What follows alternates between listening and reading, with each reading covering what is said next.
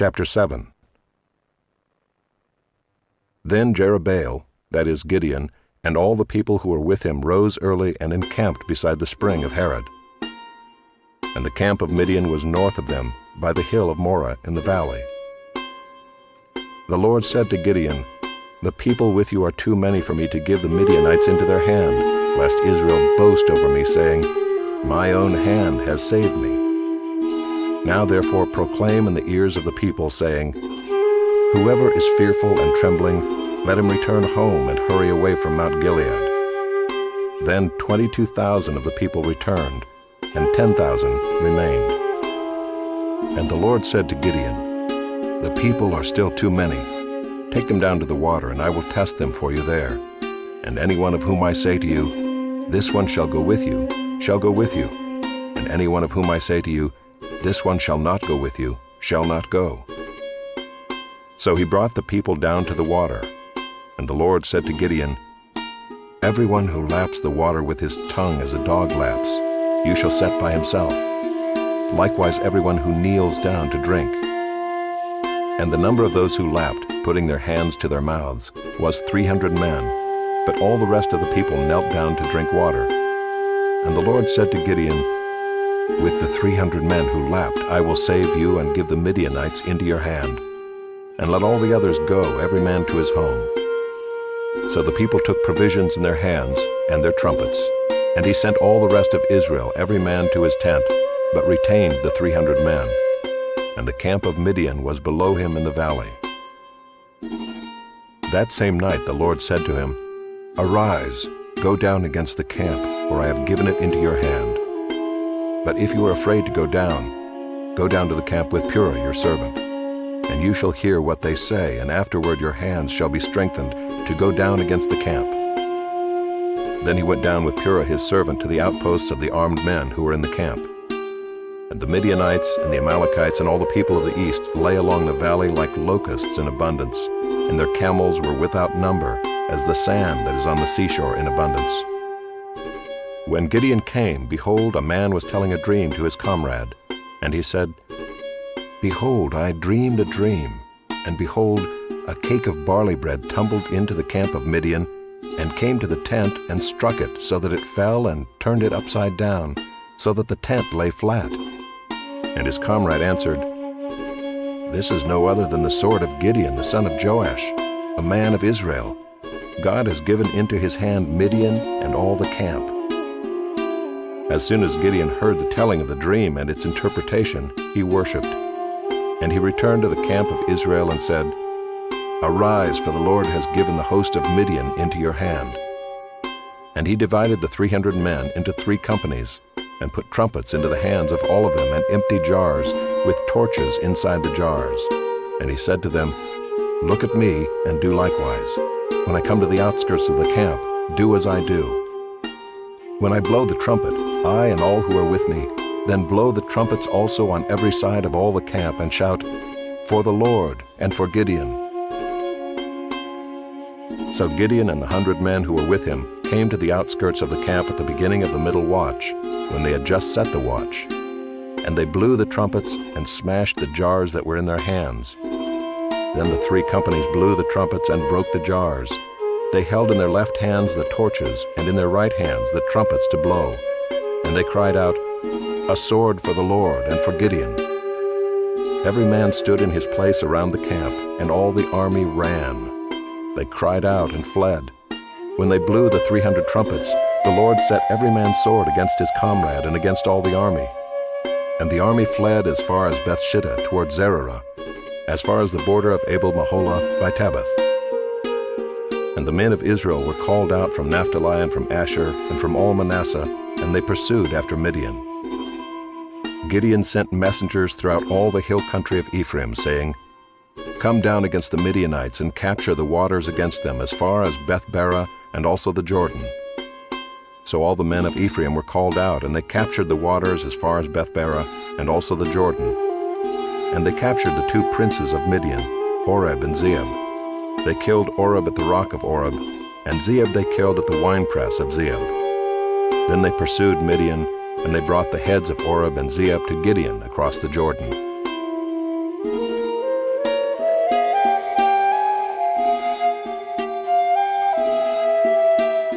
Chapter 8. Then the men of Ephraim said to him, "What is this that you have done to us, not to call us when you went to fight against Midian?" And they accused him fiercely. And he said to them, "What have I done now in comparison with you? Is not the gleaning of the grapes of Ephraim better than the grape harvest of Abiezer? God has given into your hands the princes of Midian, Oreb and Zeeb. What have I been able to do in comparison with you?" Then their anger against him subsided when he said this. And Gideon came to the Jordan and crossed over, he and the 300 men who were with him, exhausted yet pursuing. So he said to the men of Succoth, "Please give loaves of bread to the people who follow me, for they are exhausted, and I am pursuing after Zebah and Zalmunna, the kings of Midian." And the officials of Succoth said, "Are the hands of Zebah and Zalmunna already in your hand, that we should give bread to your army?" So Gideon said, "Well then, when the Lord has given Zebah and Zalmunna into my hand, I will flail your flesh with the thorns of the wilderness and with briars." And from there he went up to Penuel, and spoke to them in the same way. And the men of Penuel answered him as the men of Succoth had answered. And he said to the men of Penuel, "When I come again in peace, I will break down this tower." Now Zebah and Zalmunna were in Karkor with their army, about 15,000 men, all who were left of all the army of the people of the east, for there had fallen 120,000 men who drew the sword. And Gideon went up by the way of the tent dwellers east of Nobah and Jogbehah, and attacked the army, for the army felt secure. And Zebah and Zalmunna fled, and he pursued them and captured the 2 kings of Midian, Zebah and Zalmunna, and he threw all the army into a panic. Then Gideon the son of Joash returned from the battle by the ascent of Heres. And he captured a young man of Succoth and questioned him. And he wrote down for him the officials and elders of Succoth, 77 men. And he came to the men of Succoth and said, "Behold Zebah and Zalmunna, about whom you taunted me, saying, Are the hands of Zebah and Zalmunna already in your hand, that we should give bread to your men who were exhausted?" And he took the elders of the city, and he took thorns of the wilderness and briars, and with them taught the men of Succoth a lesson. And he broke down the tower of Penuel, and killed the men of the city.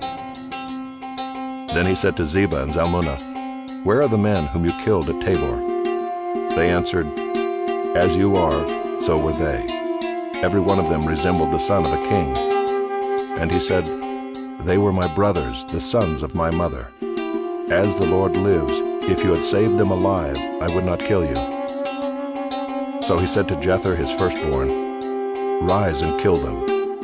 But the young man did not draw his sword, for he was afraid, because he was still a young man. Then Zebah and Zalmunna said, "Rise yourself and fall upon us, for as the man is, so is his strength."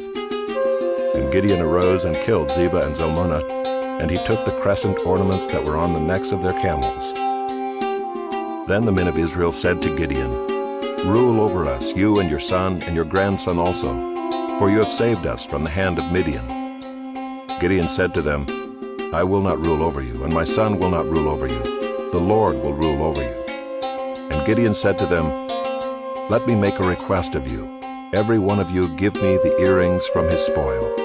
For they had golden earrings because they were Ishmaelites. And they answered, "We will willingly give them." And they spread a cloak, and every man threw in it the earrings of his spoil. And the weight of the golden earrings that he requested was 1,700 shekels of gold, besides the crescent ornaments and the pendants and the purple garments worn by the kings of Midian, and besides the collars that were around the necks of their camels.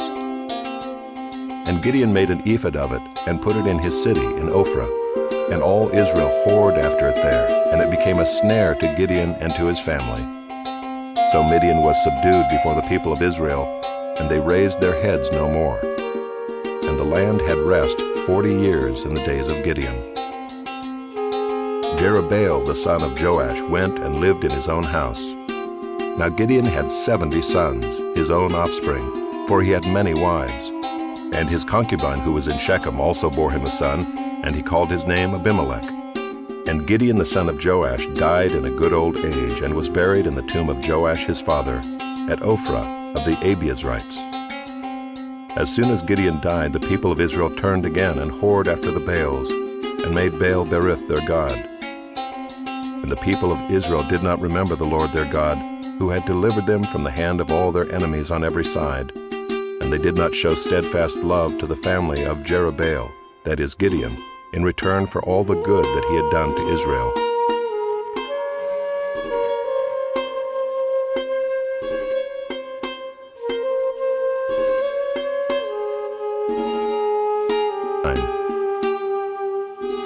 Now Abimelech the son of Jerubbaal went to Shechem to his mother's relatives, and said to them and to the whole clan of his mother's family, "Say in the ears of all the leaders of Shechem, which is better for you, that all 70 of the sons of Jerubbaal rule over you, or that one rule over you? Remember also that I am your bone and your flesh." And his mother's relatives spoke all these words on his behalf in the ears of all the leaders of Shechem. And their hearts inclined to follow Abimelech, for they said, "He is our brother."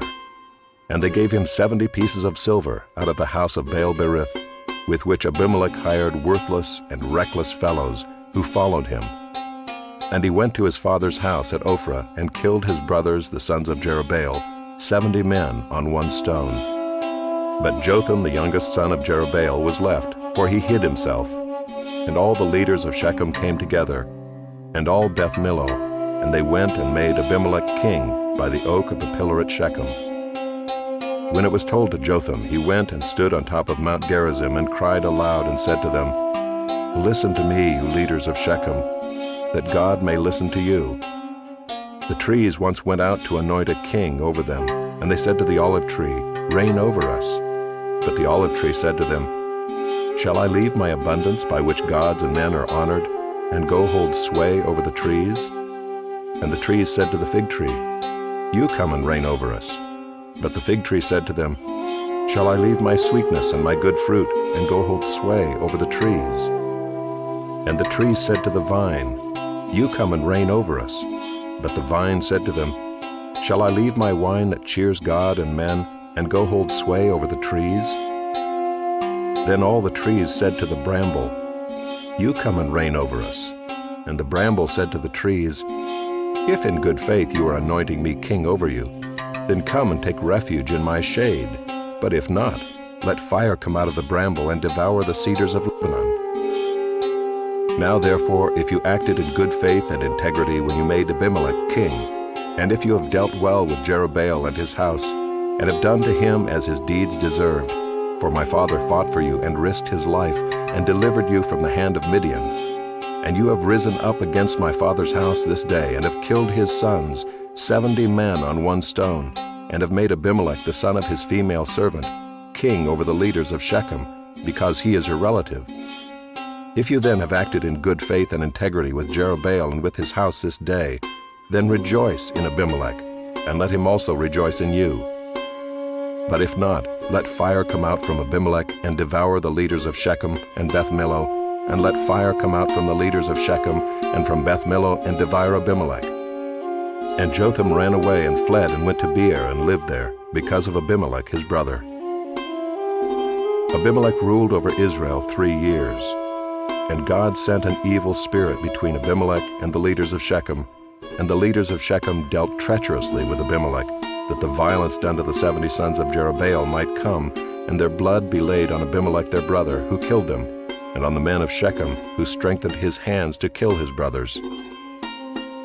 And the leaders of Shechem put men in ambush against him on the mountaintops, and they robbed all who passed by them along that way. And it was told to Abimelech. And Gaal the son of Ebed moved into Shechem with his relatives, and the leaders of Shechem put confidence in him.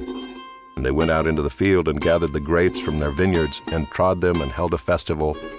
And they went into the house of their God and ate and drank and reviled Abimelech. And Gaal the son of Ebed said, "Who is Abimelech, and who are we of Shechem, that we should serve him? Is he not the son of Jerubbaal? And is not Zebul his officer? Serve the men of Hamor the father of Shechem, but why should we serve him? Would that this people were under my hand, then I would remove Abimelech. I would say to Abimelech, Increase your army and come out." When Zebul the ruler of the city heard the words of Gaal the son of Ebed, his anger was kindled. And he sent messengers to Abimelech secretly, saying, Behold, Gaal the son of Ebed and his relatives have come to Shechem, and they are stirring up the city against you. Now therefore go by night, you and the people who are with you, and set an ambush in the field. Then in the morning, as soon as the sun is up, rise early and rush upon the city. And when he and the people who are with him come out against you, you may do to them as your hand finds to do. So Abimelech and all the men who were with him rose up by night and set an ambush against Shechem in 4 companies. And Gaal the son of Ebed went out and stood in the entrance of the gate of the city, and Abimelech and the people who were with him rose from the ambush. And when Gaal saw the people, he said to Zebul, "Look, people are coming down from the mountaintops." And Zebul said to him, "You mistake the shadow of the mountains for men." Gaal spoke again and said, "Look, people are coming down from the center of the land, and 1 company is coming from the direction of the diviner's oak." Then Zebul said to him, "Where is your mouth now, you who said, 'Who is Abimelech, that we should serve him?' Are not these the people whom you despised? Go out now and fight with them." And Gaal went out at the head of the leaders of Shechem and fought with Abimelech. And Abimelech chased him, and he fled before him. And many fell wounded up to the entrance of the gate. And Abimelech lived at Arumah, and Zebul drove out Gaal and his relatives, so that they could not dwell at Shechem. On the following day the people went out into the field, and Abimelech was told. He took his people and divided them into 3 companies, and set an ambush in the fields. And he looked and saw the people coming out of the city, so he rose against them and killed them. Abimelech and the company that was with him rushed forward and stood at the entrance of the gate of the city, while the 2 companies rushed upon all who were in the field and killed them. And Abimelech fought against the city all that day. He captured the city and killed the people who were in it, and he razed the city and sowed it with salt. When all the leaders of the tower of Shechem heard of it, they entered the stronghold of the house of Elbereth. Abimelech was told that all the leaders of the tower of Shechem were gathered together. And Abimelech went up to Mount Zalmon, he and all the people who were with him. And Abimelech took an axe in his hand, and cut down a bundle of brushwood, and took it up and laid it on his shoulder. And he said to the men who were with him, "What you have seen me do, hurry and do as I have done." So every one of the people cut down his bundle, and following Abimelech put it against the stronghold, and they set the stronghold on fire over them, so that all the people of the tower of Shechem also died, about 1,000 men and women. Then Abimelech went to Thebez and encamped against Thebez and captured it. But there was a strong tower within the city, and all the men and women and all the leaders of the city fled to it and shut themselves in, and they went up to the roof of the tower. And Abimelech came to the tower and fought against it and drew near to the door of the tower to burn it with fire. And a certain woman threw an upper millstone on Abimelech's head and crushed his skull. Then he called quickly to the young man, his armor-bearer, and said to him, "Draw your sword and kill me, lest they say of me, 'A woman killed him.' And his young man thrust him through, and he died. And when the men of Israel saw that Abimelech was dead, everyone departed to his home. Thus God returned the evil of Abimelech, which he committed against his father in killing his 70 brothers. And God also made all the evil of the men of Shechem return on their heads, and upon them came the curse of Jotham, the son of Jerubbaal.